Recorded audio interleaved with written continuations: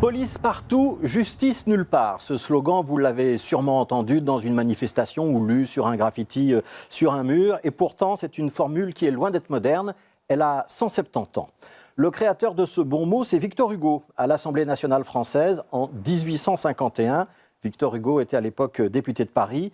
Il ferraillait contre Louis-Napoléon Bonaparte, à l'époque le premier président de la République française. Ce gouvernement, je le caractérise d'un mot, la police partout et la justice nulle part, a donc lancé l'écrivain. Propos prémonitoires, puisque 5 mois plus tard, Louis-Napoléon, qui s'y connaissait en limitation des libertés, organisait un coup d'État et se faisait couronner empereur sous le nom de Napoléon III. Et Victor Hugo était lui condamné à l'exil et débarquait à Bruxelles. Alors, police partout, justice nulle part. La formule de Victor Hugo, elle résonne toujours, elle a toujours du succès, peut-être parce que notre perception indique que la police et la justice sont très étroitement liées et que bien souvent, peut-être trop souvent, la justice donne l'impression d'être toujours du côté de la police et de couvrir, quoi qu'il arrive, les hommes en uniforme. On va rappeler qu'en démocratie, le Parlement fait les lois, la police se charge de vérifier leur application en prévenant ou empêchant les infractions. Et en dernier lieu, c'est à la justice qu'il appartient de condamner. Cette séparation des pouvoirs, c'est la condition indispensable d'un État de droit. Quand elle n'existe plus, il y a de fortes chances, effectivement, de voir beaucoup de police et très peu de justice. Il y a 2 jours, la justice bruxelloise a pris une décision qui mérite qu'on s'y arrête. C'est l'inculpation de 3 policiers pour homicide involontaire, des faits qui remontent à 2017, il y a déjà 5 ans.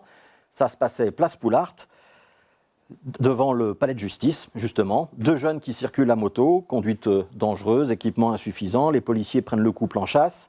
2 autres véhicules sont appelés en renfort et avenue Louise, la moto heurte une voiture qui s'est mise en travers pour la bloquer.